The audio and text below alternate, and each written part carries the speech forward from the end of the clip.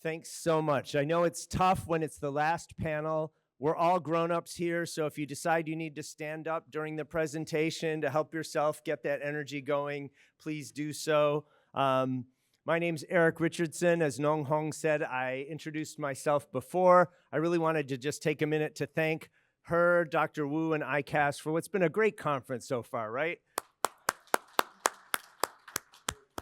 So very quickly, I was an American diplomat for 25 years. I did a couple of tours in Beijing, and I'm now running both my own NGO, which is called Hongli Guoji in Chinese, or INHR in English. We're based in Geneva, Switzerland.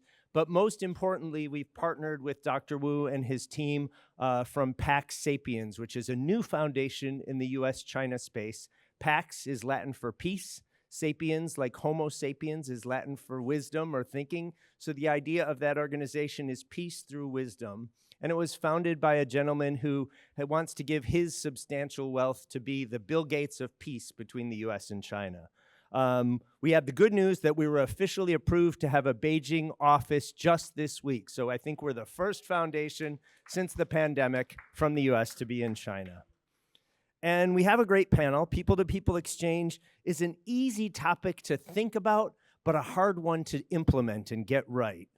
So I know you know it's important. We have seen since the two leaders met in San Francisco that they underscored the importance of people-to-people ties. People-to-people is also important for the future because that kind of relationship ensures that future generations of Americans and Chinese, they know each other, they understand each other, and this can be an important counterpoint to a lot of the pressures we heard about today, things like decoupling or mutual demonization. So we need to have future generations that really are interested, and I'm glad to see young people and students in the group today.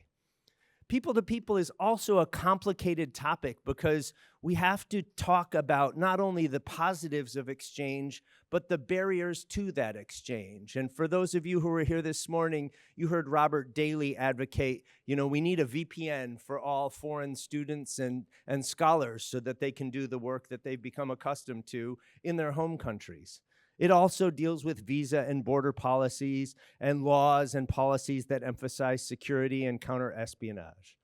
So you came not to hear from me, but from these four panelists, and I'm going to go straight to them. We really do have a great panel. And first we have Madelyn Ross, formerly of the U.S. China Education Trust. Madelyn, please. Thank you, Eric. It's really great to be here. Thanks to ICAS. I'm going to talk mainly about student exchange, which is a big part of people-to-people exchange. And I think it's a good place to start with people-to-people because it's really been a core part of U.S.-China engagement for 45 years now. And it has a great impact, not only in terms of the numbers affected, the duration of the exchange, but the life-changing impact. I know it had a life-changing impact on me 45 years ago when I went to be a student in China. I see many people in the room who have been students in China or the United States as part of these exchanges. And so I think it is central to the whole topic. It's also the topic that's affected me personally and the one in which I've participated professionally for more than 20 years now. So I'd like to talk first about Chinese students in the US and a quick snapshot about how we got to where we are and then where things may be going. The Chinese government recently said that there were 2.4 million Chinese students who had studied in America since the normalization period. And that's a pretty high number, but I think it's a big understatement, actually. I would guess the number is more than 3 million, maybe closer to 4 million. And for a lot of reasons, the US and China count student numbers differently. So I'm not surprised that it's a little bit, it seems low to me, but in any case, it shows the breadth of this. And it masks what is a really dynamic, changing picture. So early on, when Deng Xiaoping first started the four modernizations, he saw the goal of sending Chinese students to America as a key part of his strategy to bring China up to speed with modern countries. And those students who came were a few originally hand-picked Chinese scholars with government funding, Chinese government funding, and Chinese government blessing. But that small pipeline grew rapidly and steadily, both in terms of numbers and in terms of types of students. From the 1980s, when it was largely graduate students, to the 1990s, when it began to include some younger students, the 2000s, when undergraduates, high school students joined the others, and the numbers were growing very rapidly because the funding was changing. American universities started providing a lot of scholarships because they saw the quality of the students. And then as China grew more wealthy, Chinese families started paying tuition for their own students. So a huge number of students are self-funded, and those are the ones that I think may largely be being undercounted in some of the Chinese numbers. So by 2010, there were 200,000 Chinese students roughly studying here, and by 2015, 300,000, and the numbers peaked around 2019 with 370,000. Not surprisingly, the numbers dropped quite a lot since then. The latest numbers are at about 275,000, so down almost 100,000 from 5 years ago. In the big picture, this is still a very healthy number. And it's second, so China was in first place in terms of the number of international students here for 15 years, but last year, India took over that position. But China is still in second place, and I don't think they're going to drop too much below second place. I think the numbers could still go down, but Chinese students have always come here in search of a top quality education, and I think that a lot of them will still make the decision to come. The U.S. China Education Trust did a big survey of Chinese students who've been coming to the United States for the past 30 years. So if you want more detail on why they've been choosing to come and how they've been changing, it's on the website of the U.S. China Education Trust. Okay, so Trump 2.0, what are we looking at? Let's hope it won't be a continuation of Trump 1.0, because that was a low point in terms of the atmosphere surrounding Chinese students and scholars in this country. Trump was on record saying he thought most Chinese students were spies.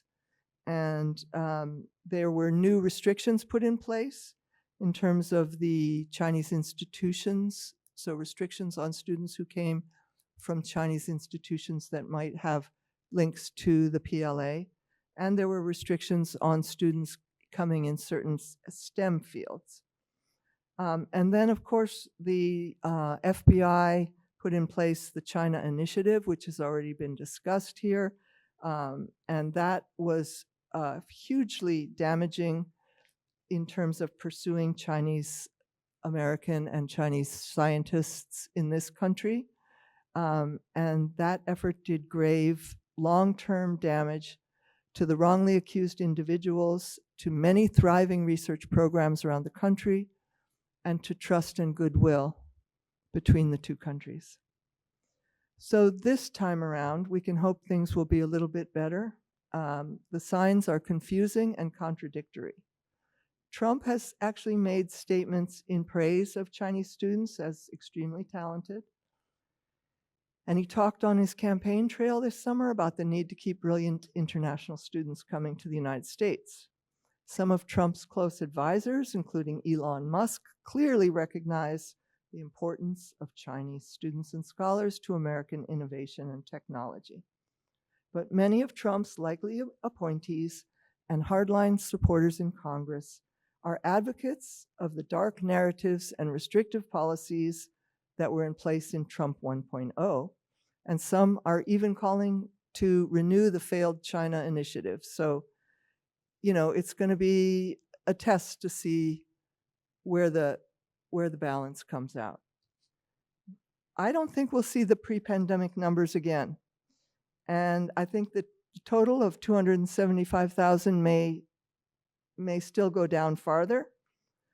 Chinese students have a lot of choices about where to study now, and very importantly, their own universities have rapidly improved, and many of them are choosing to stay in China that would have come abroad before.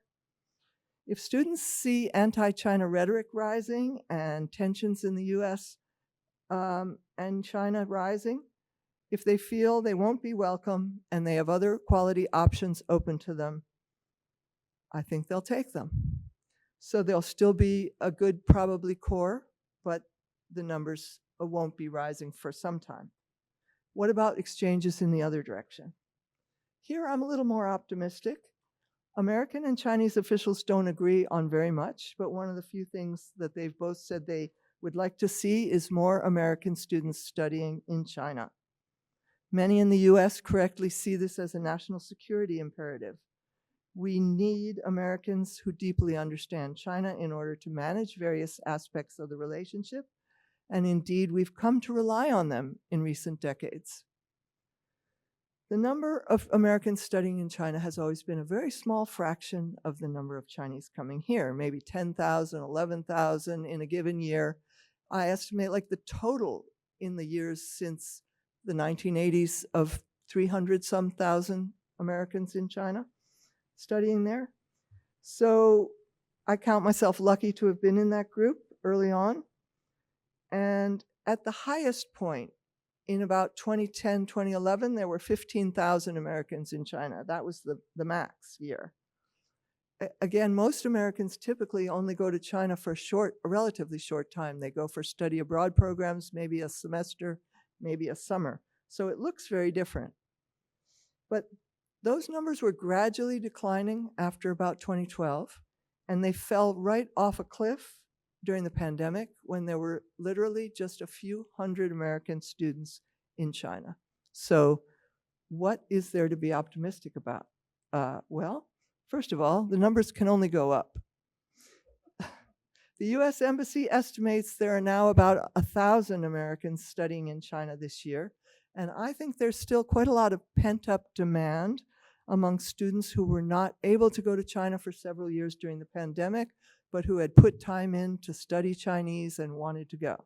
So there are several popular American-run Chinese language programs that opened up recently the past summer or the past year and saw really strong interest and good enrollment.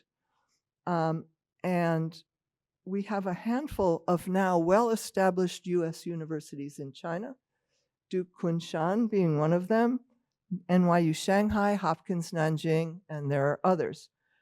Those report very strong enrollment rebounds in the last 2 years, and those enroll American and Chinese students side by side. They provide a really good backbone option for American students who want to spend a really significant chunk of their time studying in China. Last, far from least, the Chinese government has pledged to support 50,000 American students in China over the next 5 years, and they're putting their muscle behind it. Last week, the Chinese ambassador said that 14,000 American youth had been hosted in China over the last year under this rubric. These are largely culture and tourism-focused visits for younger students, and they last anywhere from 1 to 3 weeks. So they would not count in terms of American study abroad figures. But it is still a significant number. It's a generous program. It's a good start. We can hope that many of those students who took part in these trips will continue to pursue an interest in China and study of China as they go through their education.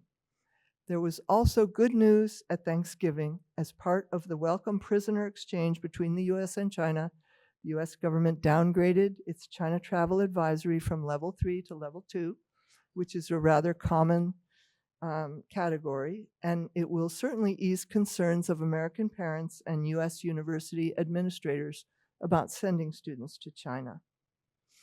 I'd just like to note an interesting synergy sidebar about the two-way exchanges, and that is that many of the American students who want to go to China now are Chinese American students who are interested in learning about the country that their parents came from 20 or 30 years ago as Chinese students coming to America. So the two sides are kind of merging in this generation. So in conclusion, I think the age of flourishing student exchanges is over for now, and American universities are going to rethink forming new collaborations in China. In fact, some of them are pulling out. Our expectations should be low. We don't expect much positive improvement, but there may be room for stability and some growth in the numbers, especially U.S. student mobility to China.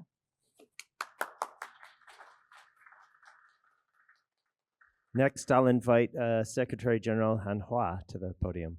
Well, thanks for having me. While Madelyn says something about while we should expect low, I think we should aim higher. So, ladies and gentlemen, it is my great honor to stand before you to discuss today a very important subject that has been a cornerstone of China-US relations for decades, the critical role of people-to-people exchange through cultural globalization, in my opinion. At a time when the international political landscape is evolving and the relationship between our two countries facing so many challenges, decoupling and de-risking at its climax, I think it is essential to revisit and reaffirm the enduring power of human connection. Let me share with you one more recent observation which I wrote for South China Morning Post. In today's climate of economic and technological deglobalization, cultural globalization actually continues to be a strong force, one capable of bridging divides and fostering global unity and development. China and US are two leading forces of this cultural globalization based on the past decades of foundation of people-to-people exchange. Consider the global success of Black Myth, Wukong, a Chinese-developed online game that attracted audiences with its innovative gameplay and stunning visuals, gaining over 2 million concurrent players within 2 days of its release, and topping gaming charts worldwide. This demonstrates the growing appeal of cultural products that transcend borders and bring people together, even amid geopolitical tensions. Similarly, platforms like TikTok, created by Chinese innovators and embraced globally through China and US joint investments, thanks to the US government sanctions, demonstrate how cultural products blend local creativity with international participation. I think these successes highlight a new phase of globalization where cultural exchange thrives despite political and economic headwinds. However, the broader outlook remains uncertain because President Trump's tariff threats and the ongoing geopolitical tensions have strained international relations. While China continues to champion globalization, collaboration requires efforts from both sides, as the United States remains the world's largest economy. And I think at the heart of these challenges lies a deficit of political trust and mutual understanding, despite globalization's clear benefits. Factors such as national security concerns, economic protectionism, and the geopolitical rivalries have spurred tariffs, sanctions, and higher trade costs. On a more personal level, flights between China and the US remain below pre-COVID-19 levels, hindered by factors such as the Russian-Ukraine conflict. These political challenges continue to impede people-to-people exchange despite strong demand. So on this regard, I think China has made strides to foster international tourism and strengthen global connections. Over the past year, almost over 13 months, visa-free entry for citizens of 38 countries has led to a 6-fold increase in travelers. Airports in China, in many cities, not only first-tier cities, but second-tier all the way through 3 tiers, 4th-tier cities, now offer dedicated assistance to international tourists, and hotels serve as hubs for supporting foreign visitors. These efforts align with China's broader strategy to deepen reforms and encourage openness, fostering societal change through increased international interactions. Hence, people-to-people exchange and cultural globalization remain a beacon of hope in an era of fragmentation. Rather than decoupling, we may be witnessing a deeper integration of diverse cultures, laying the groundwork for trust that transcends elite-driven economic engagements. So as we navigate an increasingly interconnected yet divided world, the value of investing in people-to-people exchange cannot be overstated. Programs promoting academic, culture, and technological collaboration must be sustained and expanded. There are vast opportunities for growth in tackling global challenges together. Imagine the impact if Chinese and American scientists co-led efforts to tackle climate change, or if educators collaborated on innovative methods to prepare students for a rapidly changing world.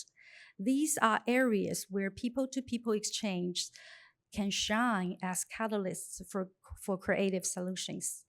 Also, as I come from a new model of think tank called Beijing Club for International Dialogue, I do think that dialogue remains one of the most effective tools for fostering understanding, yet it faces new challenges in the age of social media, where a single tweet can spark global misunderstandings.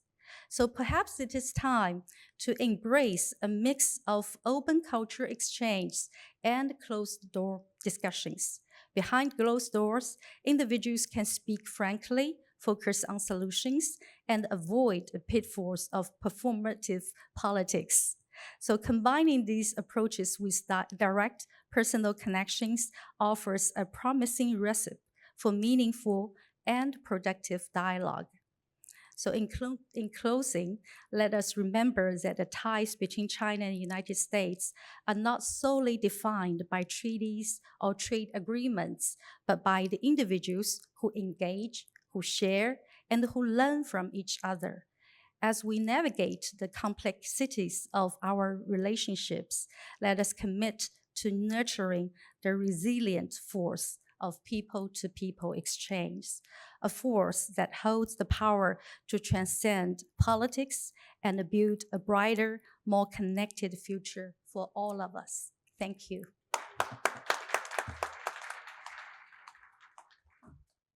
Next, we'll hear from Vice President Jan Berris from the National Committee of U.S. China Relations. Jan, please. Good afternoon, everyone. I'm sorry I don't have a joke to wake all of you up. And some of the things I'm going to say are a little not as upbeat as I would like them to, because that's just the state of our relationship these days and the political situations that I think both our countries find ourselves in. Eric mentioned that I'm the Vice President of the National Committee on U.S. China Relations. He didn't mention a figure that when I'm introduced a lot, part of the introduction is that I've been at the National Committee for over 5 decades. I mean, I was just looking around the room, and I think I've probably been at the committee longer than 75% of the people in this room have been alive. But it's been, for the most part, a wonderful 75 years. But I'm sorry, 50 years. Yeah, 75%, 50 years. Math was never my strong suit, which is why I work in what I work in. So a lot of people ask me, well, how in the world can you stay in the same job for 53 years? The response is easy. I'm not a policy wonk, as our president, Steve Orleans, who you heard from at lunch today, is. Nor, and very honestly, do I get very excited about trade regulations and tariffs, which I think are stupid, and like both our former chairwoman and our current chairwoman, we're both U.S. trade representatives, but that doesn't turn me on either.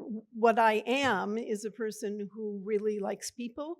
I like being around them. I like being with them. I like bringing them together.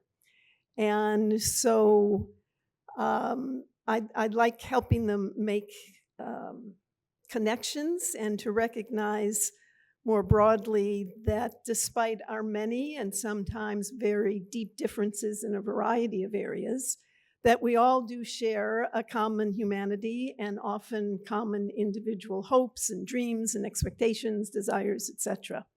So very fortunately for me, because I love doing all of that, I happened to be back in 1971 in the right place at the right time with the right skills, but probably most importantly, knowing the right people, two of whom were former professors of mine, and both happened to be involved with the National Committee. One was the chair and one was one of the board members. At the time, I was a Foreign Service officer, and I received a call from the two of them asking me to come to Ann Arbor because they wanted to talk to me about taking a year's leave of absence to join the National Committee on U.S. China Relations, which was going to be hosting the visit of the Chinese ping pong team.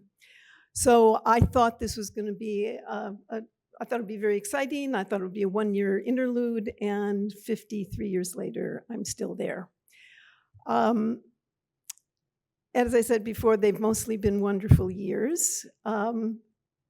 For the most part, but that's because I was lucky to have been there at the beginning, at a time when the relationship was brand new, when our knowledge about the other country was minimal to zero, and when curiosity about the other country was huge, and engagement was not a dirty word. So I have a very different view of the word engagement vis-a-vis the U.S. China relations than the majority of people who live and work in Washington. Fortunately, we're based in New York, so we aren't tainted so much. And again, I think that's because I have been involved in the relationship for so long. I've seen how far both countries and how far the relationship has come. And I can also see, and I have seen with my own eyes over the decades, how people on both sides of the Pacific have benefited enormously from the relationship in so many different ways and important ways. I just wish there were others like me who've been working on this relationship all these years who would not let groupthink get in their way and keep them from perhaps saying what they should be saying or what they're really thinking. And I wish that they would stand up for the tremendous gains that the last 5 decades have brought both the United States and China. Now, I hasten to add that there are several people in this room who are doing that. And I was really delighted to hear Dennis talk this morning about some of the amazing concrete benefits that have come about as the result of scientific collaboration between the United States and between US and Chinese scientists. We need more factual evidence of the kind that Dennis was talking about and that he's now working on in order to make this case for everyone else and to make it clear that engagement is really, really important. So I'm talking about the past. I tend to do that a lot, but we're here to discuss the current state of the people-to-people relationship. And the exchanges, which, as we all know, are at their lowest ebb. As Robert Daly mentioned earlier today, the phrase existential threat vis-a-vis U.S. China relations is thrown around fairly carelessly, I think, when we're talking about the relationship. But from my perspective, there actually is an existential threat. And for me, that threat is that there just is not enough communication going on. We have two countries with very different political systems, very different beliefs, very different ways of approaching things. So there's always going to be disagreements, and there are always going to be challenges, and these problems are not going to go away. But we can't solve them by retreating into our own corners and hurling criticisms and sometimes incendiary objects at the other side. Instead, we have to continue to engage with one another, to talk to each other, to be open not only to listen at a meeting like this, but to actually hear what the other person is trying to say and make ourselves open to the arguments that we might not want to hear, and to find ways to work together to overcome common challenges, as Dennis was talking about, challenges not just to our own countries, but to the whole world. So for the past decade, I fear we haven't been very good at doing much of that, or at least we just haven't done it well enough. In my view, the current relationship between the United States and China, I like to characterize it by saying it reminds me of two little boys in a sandbox fighting over who has the best and biggest castle and trying to topple the other one over. That's not the way I think two major powers should be reacting with one another. About 5 years ago, domestic events in the United States brought racial issues to the fore, and our country began a very long overdue conversation, and one that's been very painful and very hard, about race relations in this country. We've only just begun. It's going to take us a long time to work on it. And it's going to take us a long time to work through it and get to the kind of country that I think we need to be. I think something similar to that is needed between China and the United States.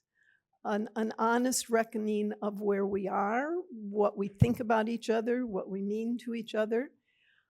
But that's really tough, and I very honestly don't know how to do that successfully. Maybe Pax Sapiens is going to help us out figuring out ways that we can talk to each other in ways more successful than we've done in the past, because it's only going to be effective if we can be really open and really honest with one another.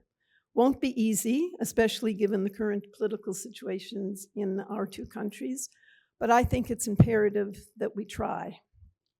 So, and one of the reasons I think about that, just as a bit of context, our organization, the National Committee, was founded back in 1966 in a period not unlike today, a period when there was fear and distrust between our two countries.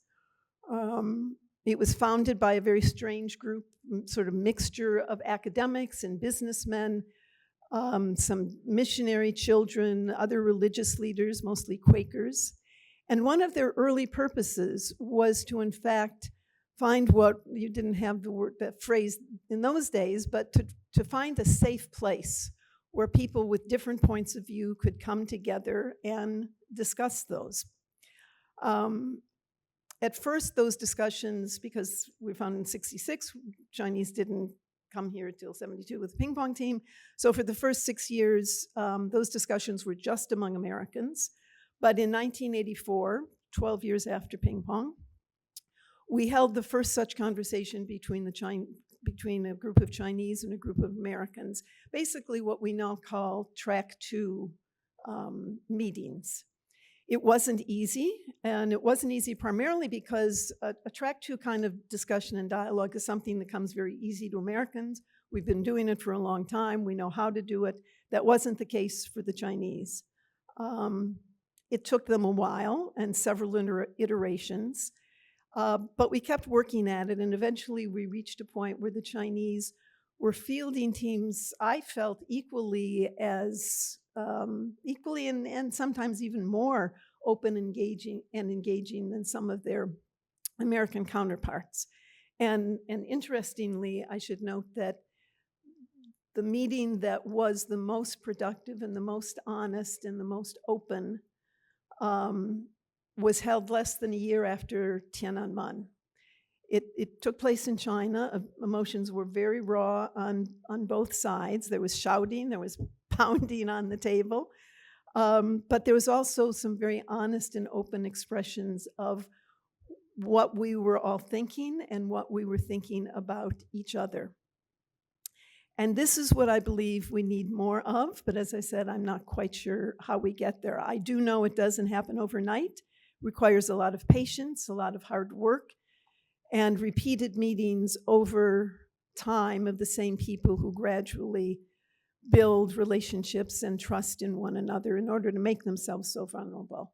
The National Committee does 7 track 2 kinds of programs, and several of them that we run have been able to achieve that sort of honest exchange on difficult subjects, including one that we do with Richardson and his China National Institute for South China Sea Studies, sorry.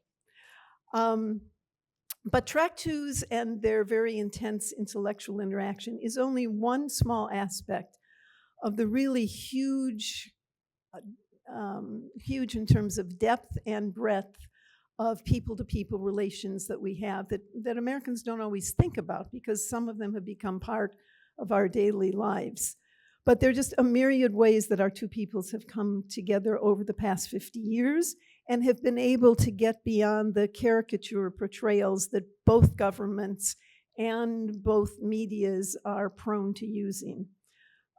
Just another bit of context, we should remember that in the 70s, it was both governments who actually stepped back from their long-running negativity about the other and allowed people to take the relationship at their own pace.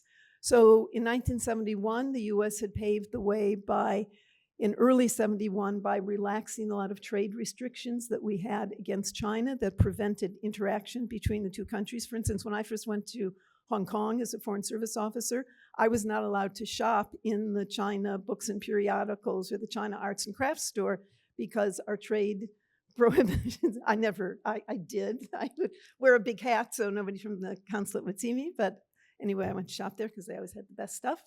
And so U.S. government started this stepping back from the brink, and the Chinese gradually did the same and took advantage of an international table tennis tournament that was taking place in Nagoya, Japan, to do the unthinkable, which was to invite the American table tennis team that was there to stop in China on its way home to the United States.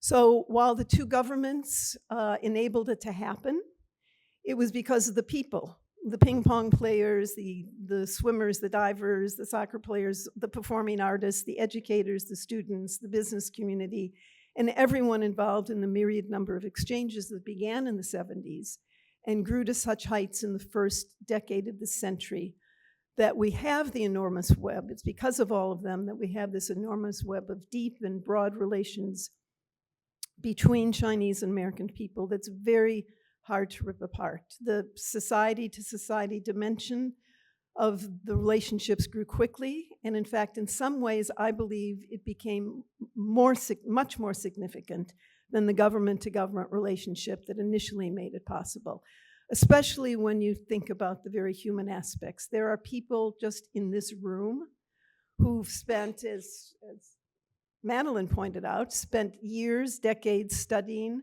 and living in another country.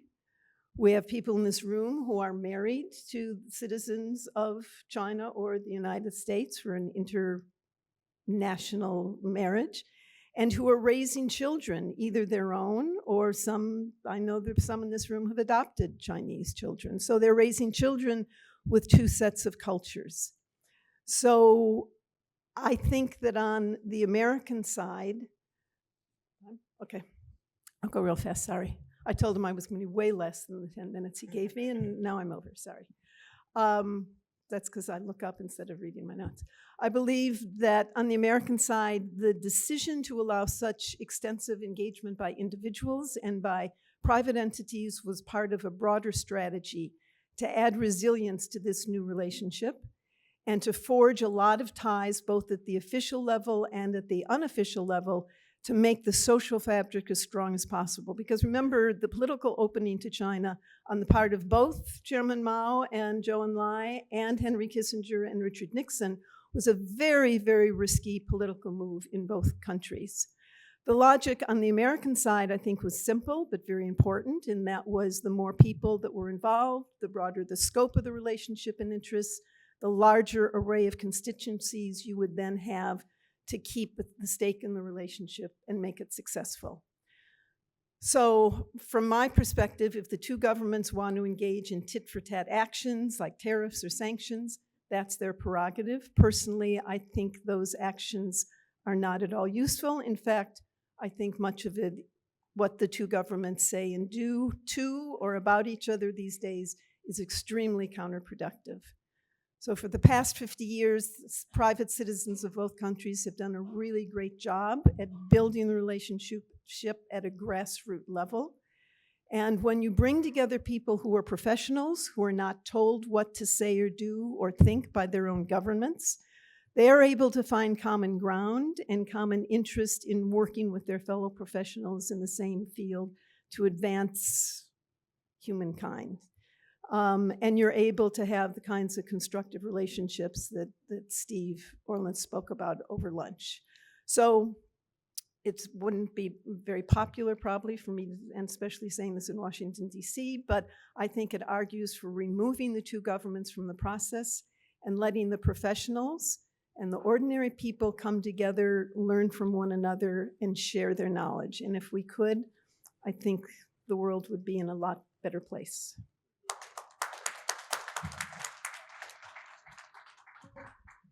So thank you so much, Jan. Last but not least, we have the gentleman on our panel, Wang Sheng, from the National Institute. Please, Wang Sheng. Good afternoon, everyone. So I'll talk a little bit about people-to-people exchange among think tanks this afternoon. It is a great honor for me to be able to speak today about the crucial role of think tank exchanges in shaping and improving U.S. China relations. As one of the leaderships in the National Institute in the South China Sea studies, I've had the privilege of witnessing firsthand how think tanks bridges divides, foster mutual understanding, and promote evidence-based policymaking, even in times of geopolitical tension. Think tanks serve as unique platforms where dialogue, free from the constraints of formal diplomacy, can flourish. Over the last decade, U.S. China relations have become increasingly complex, marked by strategic competition, economic interdependence, and shifting power dynamics. In this environment, think tank exchanges provide a safe space for candid conversation and nuanced discussions. Let me share some context. According to the 2023 Global Go-To Think Tank Index, the United States and China are home to the world's largest number of think tanks, with the US leading at over 1,800 and Chinese second with nearly 500. This wealth of intellectual resources presents a tremendous opportunity to foster dialogue and collaboration. At the National Institute for South China Studies, we have actively engaged with think tanks globally. For example, we have worked with Indonesia's Center for Southeast Asian Studies to host workshop on conflict management in the South China Sea, building mutual understanding on maritime security. The China-ASEAN Academy on Ocean Law and Governance brings together participants from ASEAN countries for annual training on ocean governance and cooperation. Our maritime law enforcement training program, co-organized with Australia's National Centre for Ocean Resources and Security, enhances enforcement capabilities while fostering connections among participants. Beyond the region, we have collaborated with institutions like the University of Alberta and the International Ocean Institute in Canada to exchange ideas on Arctic and Asian Pacific maritime security.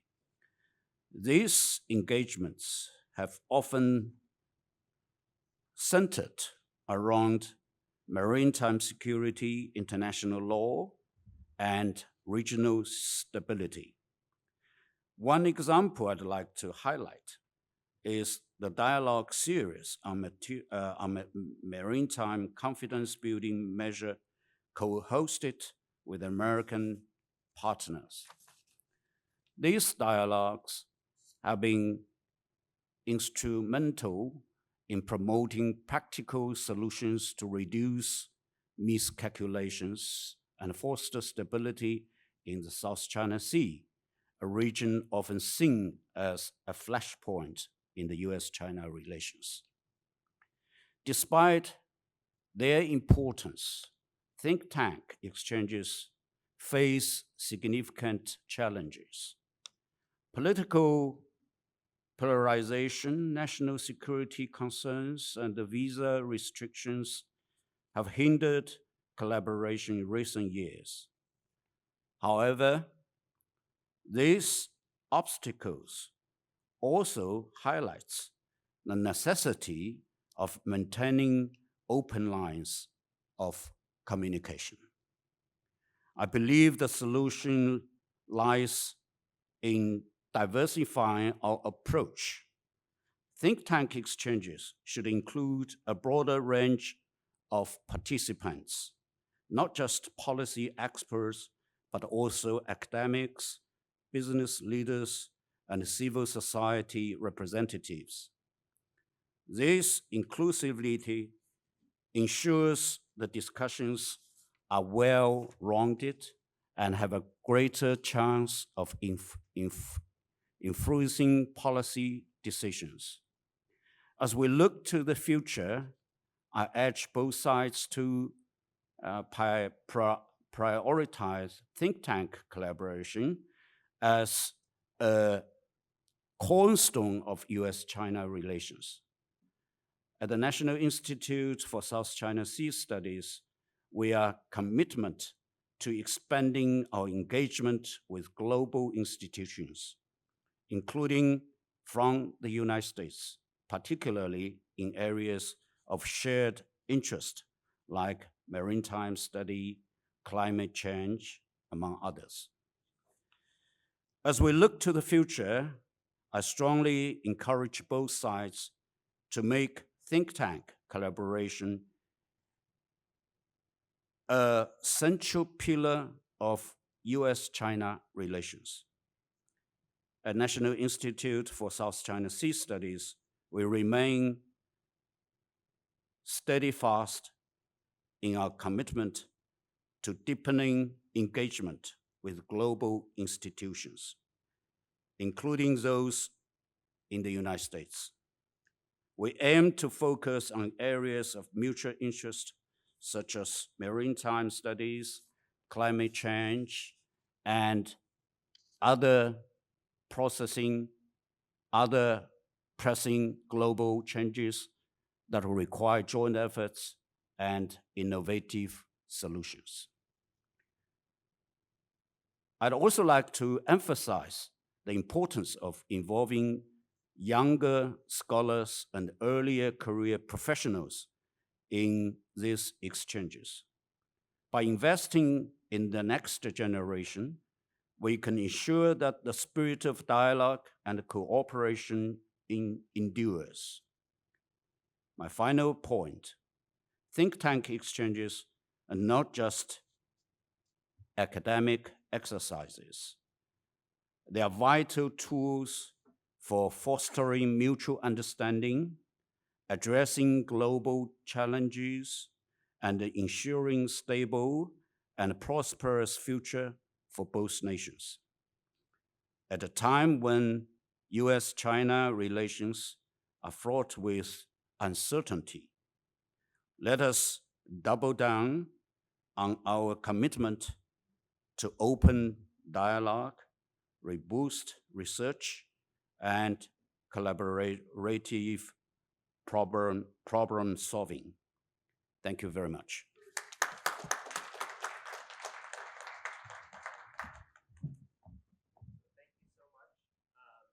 Last panel of the day is always a tricky one.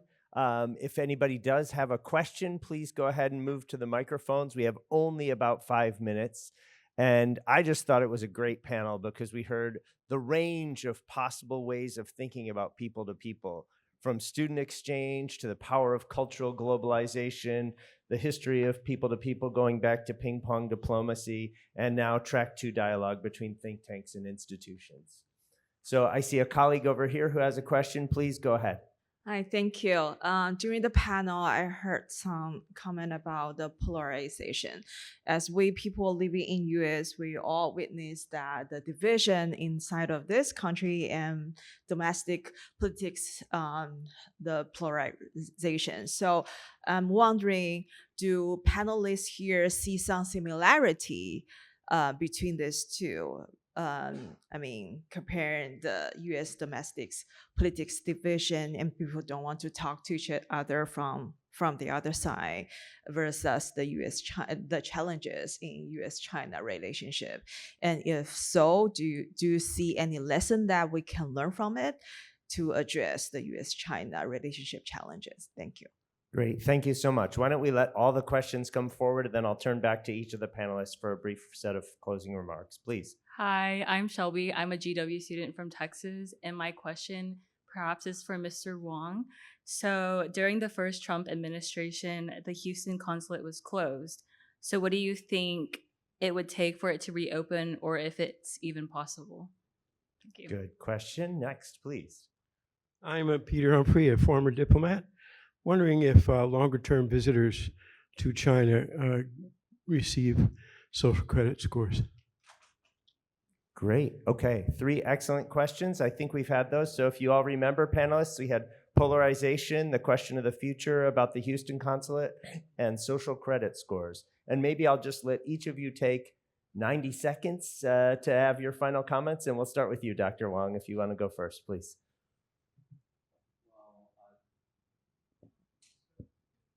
Okay, yeah. So I think even in Trump's administration, we need to still take actions, to enhance, exchanges between think tanks for both United States and China. I think the exercise, the seminar here is a very good example, and I think we should, let this to continue. Thank you. Jan, please. Well, polarization is a huge a problem in this country. And I'm not, I guess you can draw parallels between it and Americans not wanting to talk to each other and some Americans not wanting to talk to the Chinese. I think I was raised in a family where I was taught to think for myself and not mimic what other people had to say. And so I only wish parents in both of our countries would do that. But I'm afraid, in China, there's a political overlay that sometimes inhibits thinking for oneself. And in this country, there's maybe social pressure. And I actually believe that it's the rise of 24/7 cable and social media that has done a lot to bring down the former cohesiveness and strength of the United States, because we all nowadays only listen to the people who agree with us. And that's very, very dangerous. And so I would urge people to go and sit and watch the opposition, what they're saying and their point of view, and talk to your friends about that kind of thing. Because if we only just keep thinking what the media of choice tells us to think, and we only hear the facts that they present, we're going to continue to have an even more polarized world, and that's very scary, or more polarized country. Thank you, Jan. General Secretary, please. Well, okay.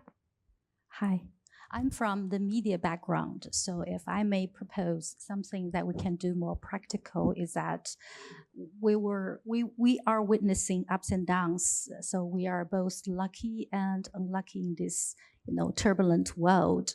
So if we want to address issues like polarization, among other many challenging tasks, so probably, if I may propose, is to let's co-produce some content together, like what we did back in the 1990s, in the early 21st century, where I was actually involved in some co-production, where these kind of co-production of the real media content, like documentaries, like movies, they can surely enhance the mutual understanding and also add on the so-called social credits and the credibility and the mutual understanding. Thank you. Great, innovative idea. And Madelyn, you get the last word for this panel. The last word. I would just say on the polarization question, I think similar to Jan's thought, I think we need to talk to each other more in this country, understand each other better, because that's the only way that we're going to get anything accomplished. And I think that works with China too. Many people have said we need to keep talking to each other. We need to have dialogue. So in both cases, that would be helpful. I do not know the answer on the social credit scores. Thanks. Great, thank you so much. Please join me in thanking the panel, and I'll turn it back to the organizers now.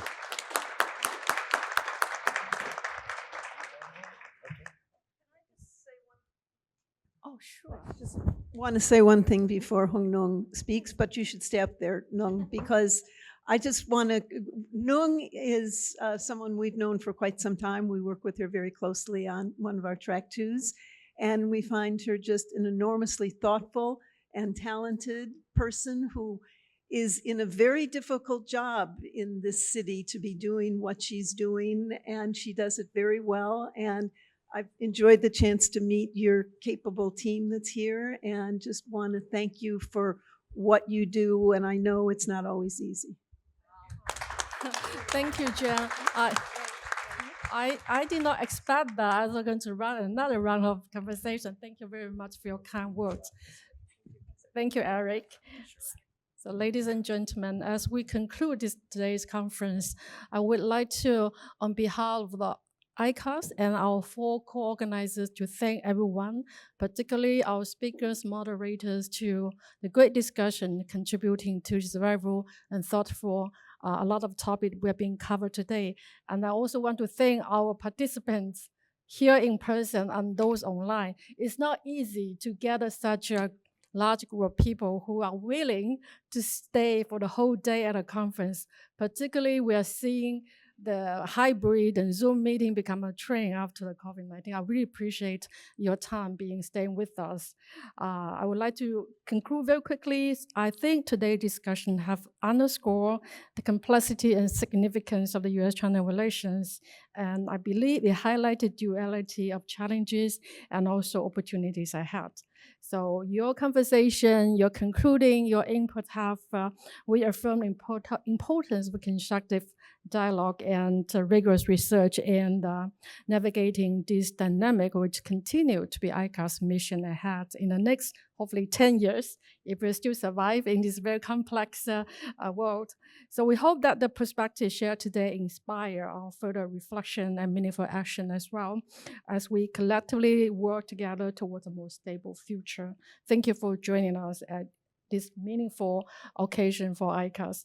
And last but not least, I would like to thank my colleagues in ICAS and for your support and your great effort throughout all these preparation stages. I look forward to seeing as much as possible, as many as possible in our next year's annual conference. So a happy holiday. I know it's a bit early, but happy holiday after Christmas and New Year coming ahead.